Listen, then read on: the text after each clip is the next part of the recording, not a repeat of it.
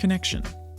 Humans are inherently social creatures. Historically, we've lived in communities or tribes, and scientific research in neuroscience has shown that social interaction has profound effects on our emotional and cognitive functioning.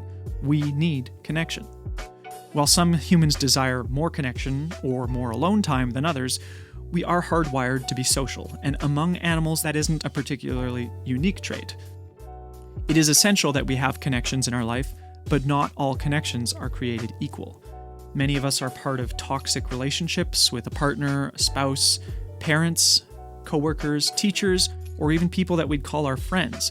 If we don't possess the emotional skills like understanding our needs, our own self-worth, our boundaries, and our response when those boundaries are crossed, we often stay in these unhealthy relationships because we're afraid of being alone.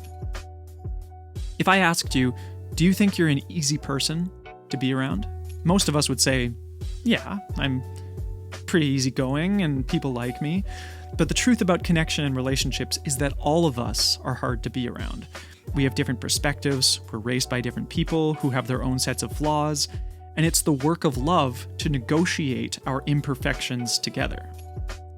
We may be able to be funny in group situations, but when you share a house together, there's nowhere to hide.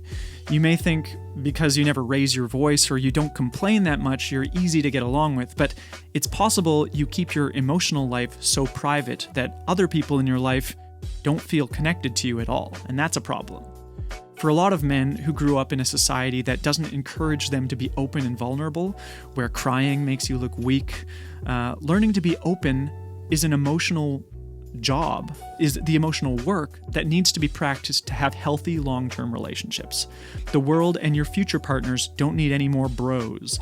We need more empathetic humans who are willing to put others before themselves.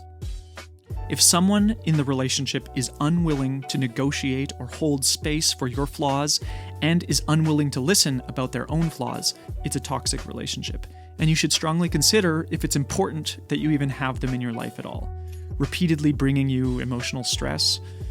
I have friends who have cut their own parents or their siblings out of their lives because they can't sustain healthy boundaries. And it's a really sad outcome, obviously, because they created you, but that doesn't mean that they have to stay connected if they can't respect your needs. And it's a need for everyone to not feel anxious and stressed.